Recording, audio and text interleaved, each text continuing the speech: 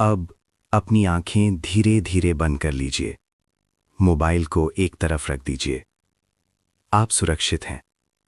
आप शांत हैं। और इस पल में आपको कहीं भी जाने की जरूरत नहीं है। गहरी सांस लीजिए और धीरे धीरे छोड़ दीजिए। आज की ये कहानी आपको किसी डरावनी जगह नहीं, बल्कि एक ऐसे जंगल में ले जाएगी जहां हर पेड़ आपको जानता है, हर पत्ता आपकी थकान को पहचानता है और हवा आपके दिल से बातें करती है। ये कहानी सुनते सुनते आपको पता भी नहीं चलेगा कि नींद कब आ गई। अब कहानी शुरू होती है। बहुत दूर, शहरों के शोर से परे, मोबाइल नेटवर्क से बाहर एक जंगल था। लोग उसे सांस लेता हुआ जंगल कहते थे। कहा जाता था कि अगर कोई इंसान बहुत थक जाए, जिंदगी से हार जाए या अंदर से टूट जाए, तो ये जंगल उसे अपने पास बुला लेता है। इस जंगल में पेड़ सिर्फ खड़े नहीं रहते थे, वे सुनते थे। पत्ते सिर्फ हिलते नहीं थे, वे फुसफुसाते थे। और रात यहां कभी डरावनी नहीं होती थी। रात यहां मां जैसी होती थी। आरव शहर में रहता था, भीड़ में, शोर में, जिम्मेदारियों में। दिन भर काम, रात भर चिंता। उसके चेहरे पर मुस्कान तो थी, लेकिन आंखों में नींद नहीं थी।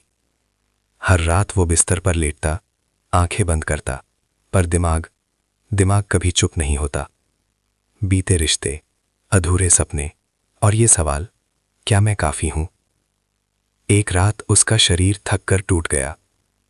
डॉक्टर ने कहा, अगर ऐसे ही चलता रहा तो शरीर नहीं, आत्मा बीमार पड़ जाएगी। उसी रात आरव ने सपना देखा, एक जंगल का सपना। सपने में आरव एक रास्ते पर खड़ा था। मिट्टी की खुशबू थी, ठंडी हवा थी और दूर से किसी ने धीरे से कहा, आ जाओ। आवाज डरावनी नहीं थी, वो आवाज बहुत अपनी थी। सुबह उठते ही आरव के दिल में एक अजीब शांति थी और उसी दिन उसने फैसला कर लिया, वो जंगल जाएगा।